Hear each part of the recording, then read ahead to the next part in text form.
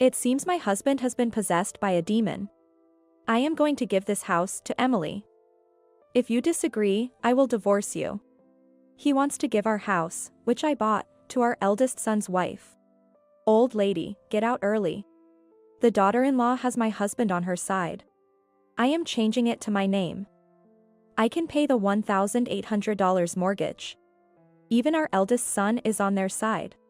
Well, I have no lingering attachment to this filthy house anymore. Then I'll leave. You three can go to hell for all I care. Brace yourselves. I'm Margaret, 60 years old. I work in a senior position at a major company. I live with my husband, George, who is 2 years younger than me. Last year, we remodeled our house thinking about the future. Our house was built by my father and is quite old. Because of it, it was pretty run down, and we wanted to make it more comfortable for our approaching old age. But given our age, the mortgage was a bit high at $1,800. However, it wasn't an amount we couldn't pay, and since I'm in a senior position at a major company, we passed the mortgage assessment. George works as a manager at a small to medium-sized restaurant and earns less than me, so it was easier for me to get the mortgage. It's tough to keep paying with my income. It was originally your father's house, and now it's in your name. I'm sorry, but could you pay it all? In exchange, I'll contribute more to our living expenses. We discussed and decided to remodel. Our home, now beautiful and comfortable, is unrecognizable. Transforming the house I've lived in since childhood can make us continue living here. It is truly delightful. But I never imagined I'd be the one leaving. One day, my phone vibrated. I'm getting married. I was told this over the phone by my eldest son, Daniel. Daniel is 31 and works as a department manager at a major company. Ever since he was young, our eldest son has been diligent, dedicating himself to his studies and club activities. He's been incredibly passionate about his work even after becoming an adult. Because of this, I've never heard any rumors about him. A woman whom Daniel is considering for marriage. Truly intriguing. I wonder what kind of woman she is. Since Daniel likes her, she must be wonderful. But, what if she's exploiting Daniel's limited love experience for something sinister? With my son bringing home a woman for the first time, I was both excited and anxious. Then the day of the introduction came. A woman with brown hair wearing a white chiffon dress, embodying purity, arrived. I'm Emily. Nice to meet you. She was very well-mannered and clean, making a great first impression. Pleased to meet you, father, mother. She said with a bright smile, showing her beautiful white teeth. I can entrust Daniel to this person. As I thought this, it seemed George felt the same, as he was all smiles. She seems like a good girl. As George softly murmured this, the woman clasped his hand, looked him in the eyes, and said, I'm so happy to hear you say that, George. Let's get along well. What? What is this girl doing? I was taken aback by her closeness and instinctively drew back. Daniel was also surprised. But George seemed pleased. Although I wasn't jealous, I wasn't exactly feeling great about it. What are you doing? I considered about Daniel's feeling and approached her. She immediately apologized in a flustered manner. I'm so sorry. It's our first meeting, and my apologies. And quickly let go of George's hand. I often hear that I don't quite get personal boundaries right. I don't mean any harm by it, it just happens. I'm truly sorry. She didn't seem like a bad person. Still, given the good first impression, her earlier behavior was surprising. But Daniel was totally smitten with her. Despite her earlier actions, he said, yeah. Emily might not get personal space, but I think that's one of her good points. I'm shy around women and not very sociable, but because she approached me like that, I was able to date her and now we're even considering marriage. It's surprising how much Daniel has changed because of Emily's actions. Please take good care of Daniel. Despite my thoughts, she must be a good person. I approved of their marriage. Things moved swiftly, and a few weeks later, they were officially married. I truly wished for their happiness. Half a year after their marriage, one day. I'm home, huh? When I returned from work, I noticed women's shoes at the entrance. Going into the living room, there was Emily. Oh. Mother-in-law. Welcome back. Looking at the table, there were empty cans and bottles of alcohol everywhere. It seemed they had been drinking together. Well, what's this? I wondered why they were having a drinking party without Daniel. Curious, I asked. Well, when I was about to leave work, I bumped into Emily by chance. She said she wanted to get closer to me, so we decided to have a drink. But it's just before payday, so you're probably short on cash, right? That's why I invited her to drink at our place. Why are they drinking at our place? It would have been better if Daniel was also here, and although I didn't want to intrude on the newlyweds, they could have drunk at Daniel and Emily's place. I said this while tilting my head. It could have been at our place too, but this house is so beautiful, isn't it? And right now, our place is a bit messy. Her speech was slurred. I was surprised by her casual way of speaking since she usually speaks so properly, but it must be the alcohol talking. Still, why were they drinking together? Why didn't you invite Daniel? I think it's a little out of the ordinary for a wife to come to her in-laws' house alone, and that too for a drink, even though they are newlyweds. Ever since I saw them, I've been looking for Daniel. Dan is, swamped with work right now, tons of overtime and all. So, I've been feeling super lonely, just so lonely. Emily started crying as she said that. There, it's not your fault, Emily, the bad one here is Daniel for neglecting you, especially since you're newlyweds. George began to comfort her by patting her head as he said this. Oh. George. What is this scene? It's unsettling. Hey. George. Emily is your daughter-in-law. It's not right towards Daniel, and you shouldn't do this. I scolded George for his excessive behavior. Then. No. Don't get mad at him. Emily defended George. Huh? I was so bewildered that I blurted it out without thinking. I had a lot I wanted to say, but I was too tired from work and found everything too bothersome. I'm going to take a bath. Please clean up afterwards. I sighed and escaped to the bathroom as if fleeing the scene. Then I called Daniel to explain the situation. He interrupted his work and said he would come to pick her up right away. Emily might seem odd to me, but considering he would come despite being busy, Daniel must really love her. However, their married life might be somewhat challenging. I might become the unpleasant mother-in-law, but I decided to give Daniel some advice about their future life together once he arrived. I was lost in thought while soaking in the bath, so quite some time had passed. Feeling a bit lightheaded, I went to the living room. I expected to see Daniel had come to pick up Emily, but, despite having driven here, for some reason, he was drinking. Daniel, you drove here, right? And you drank. When I asked, Daniel responded cheerily, as if he were tipsy. Well, Emily insisted I have a drink, so just like that, we decided to stay over tonight. I was happy that my son would stay over. But, unfortunately, it also meant his wife, who had made a very poor impression, would stay as well. And quite suddenly at that. Oh. I was honestly perplexed. But Daniel had already drunk. Look. I can drive you guys home. I didn't want Emily to stay over. Feeling tired, I still suggested driving them to their place. However. No. That wouldn't be right. You must be tired too, right? How about you join us for a drink instead? Daniel said with an easygoing smile. I couldn't say anything more. What? At that moment, I felt something was off. Emily suddenly smirked, but it seemed to carry a hint of malice. It was as if she was laughing at my bewildered state. It's just my imagination, right? I tried to convince myself it was just a misunderstanding, but in reality, her incredibly dangerous plan had already begun. The next day, Emily apologized numerous times for her blunder. I'm truly sorry. Saying that, she left, and I felt a wave of fatigue wash over me as I thought, it seems the storm has passed. Then, when I got home that day, Emily was there again. Daniel was nowhere in sight.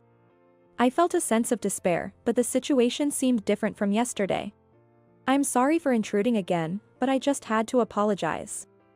She said this and offered me some sweets. I got carried away too, my bad. George seemed repentant. Although I was upset, they seemed remorseful, so perhaps I should let it go this time. I forgave them. Thank you. And then, perhaps because she felt awkward about the whole situation, Emily stopped coming to our house. Honestly, I didn't really want to interact with her much either, so I was relieved by this outcome. Just a day when I thought everything was settling down. With a serious expression, George said to me, "I need to talk to you." As I was sitting in the living room, Daniel and Emily arrived at our house. It's been a while. I greeted them, but for some reason, I was ignored. Maybe they didn't hear me. As I was pondering this, George suddenly shouted, "I'm giving this house to Emily. If you object, we're getting a divorce." What? I was shocked. Giving the house to Emily?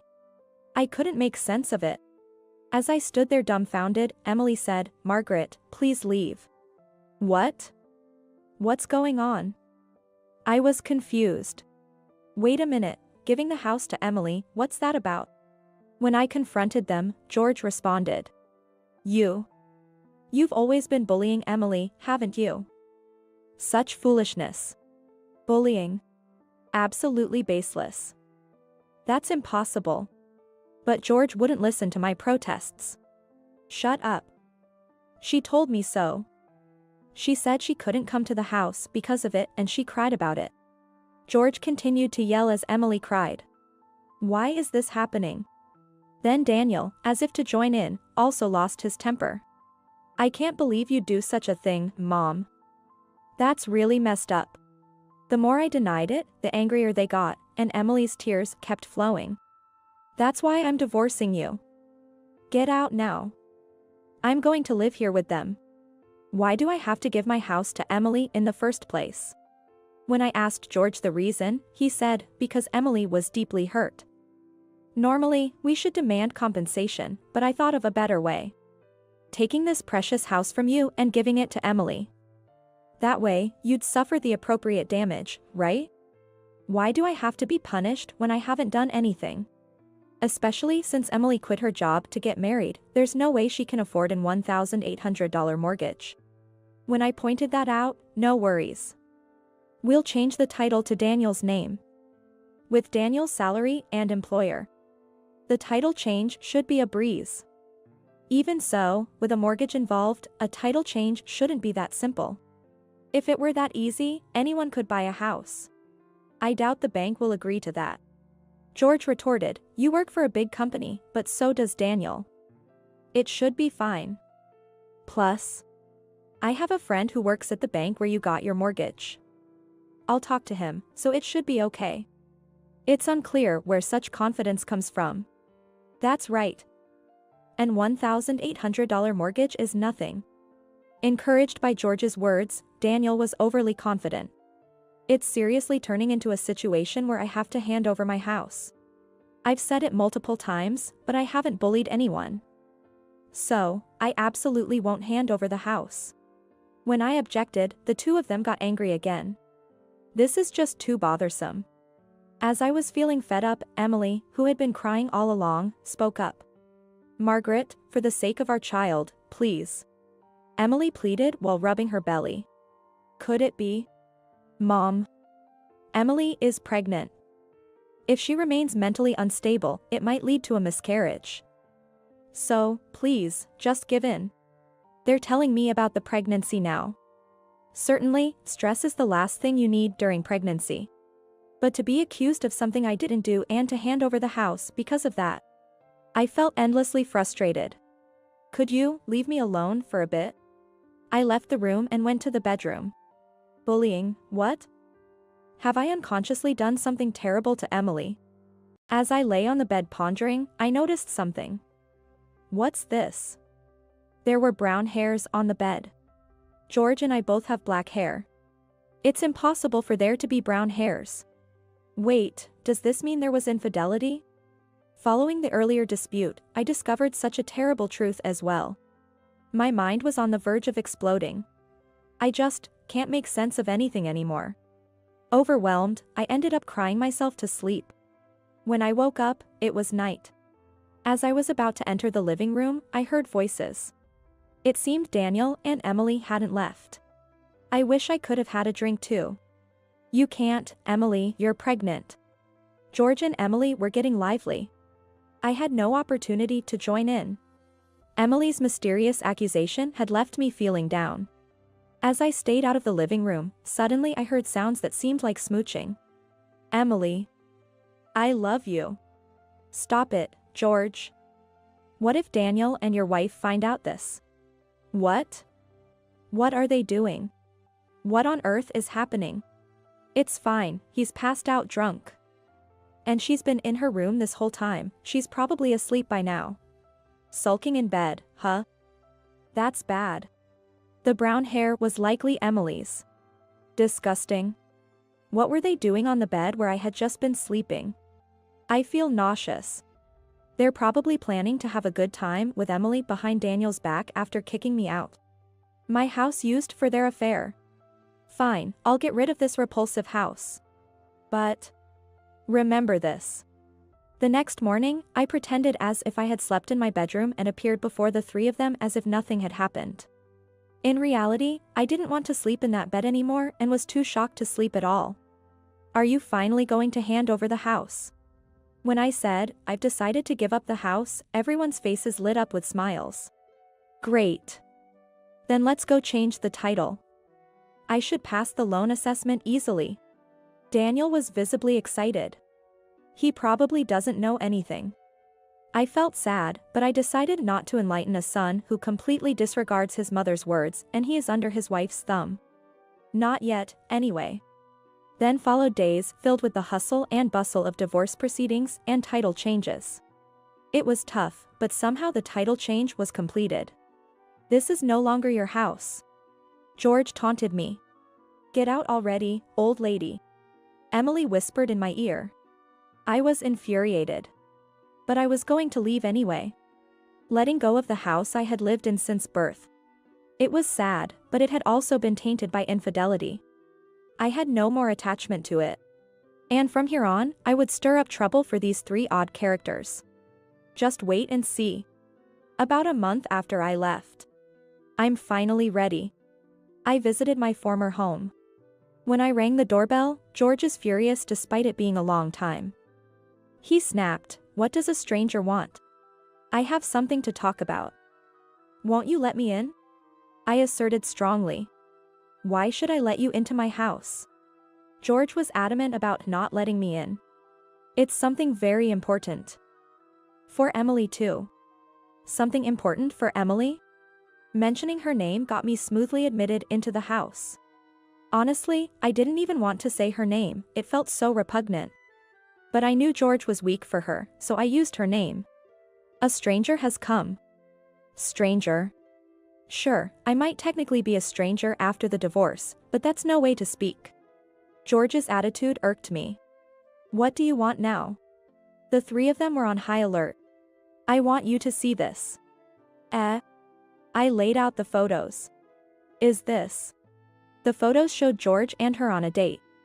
In fact, after the divorce, I had hired a detective to tail the two of them. As a result, I got photos of them dating. Wait a minute, what? Daniel was visibly shaken. Then George blurted out, "What's the big deal with these photos?"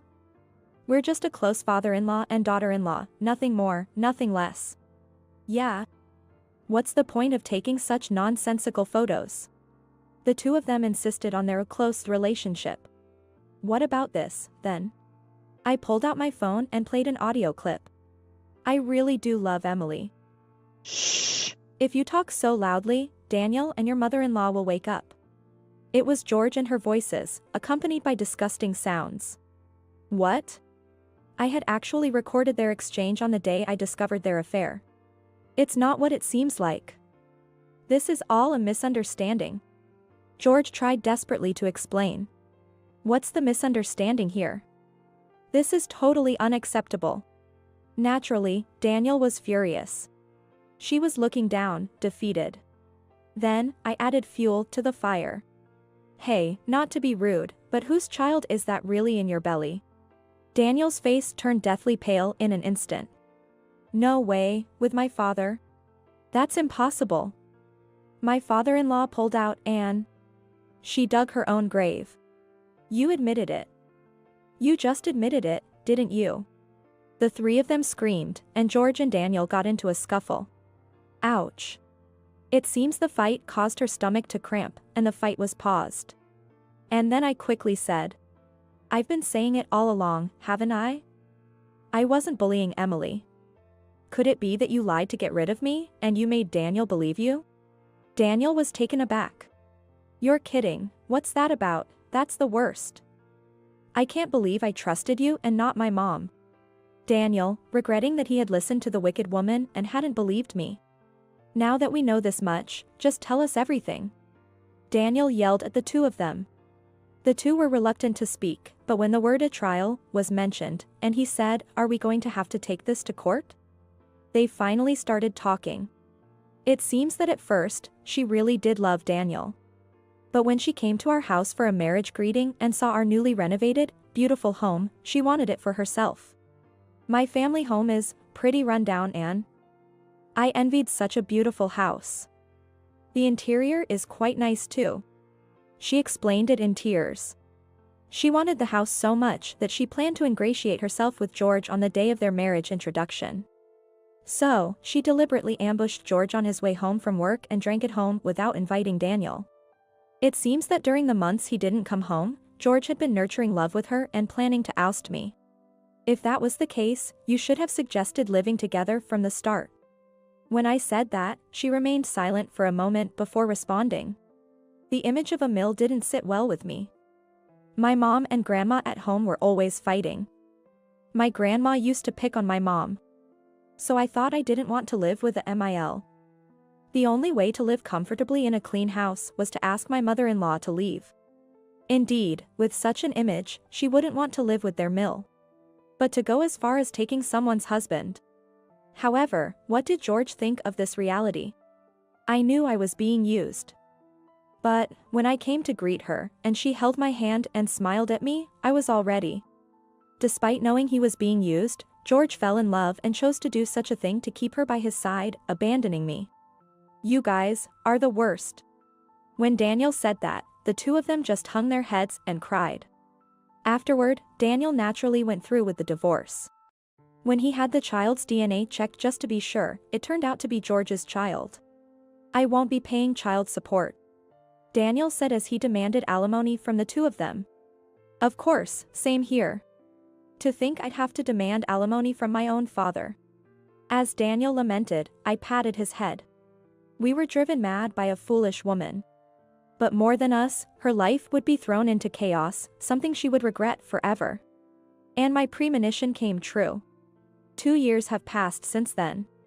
She decided to remarry George and stay together without getting a divorce. This decision was supposedly made for the sake of their child. To work, she enrolled her child in daycare. Grandpa? I mean, Daddy came to pick you up today, huh? It seems she is being judged by the other moms at the daycare. While the children seem to be having fun together, she's filled with sadness because she hasn't been able to make any mom friends. Furthermore, when she explained to her parents about the divorce and remarrying George, they were furious, directing their anger towards George. Now, they are estranged. It's all a result of her own actions. By the way, Daniel is now living alone in that house. I wanted to sell it, but that would have been too cruel to Mom. After all, this is the house where Mom has lived her entire life, right? A house filled with so many memories. I can't sell it. Even though I said it was creepy and he could sell it, he's filled with too much guilt to go through with it. Perhaps because I said too often that house is creepy. He had the house cleaned and threw out all of George and her belongings. Daniel, who went to such lengths, said, even though it was because of that woman, I did something terrible to Mom. You might not forgive me, but please, see me or come to the house on a whim, and let me show my filial piety. He even gave me a luxury hotel voucher as a present. Daniel is truly repentant. I can't forgive him yet, but I'm willing to try to return to our original parent-child relationship.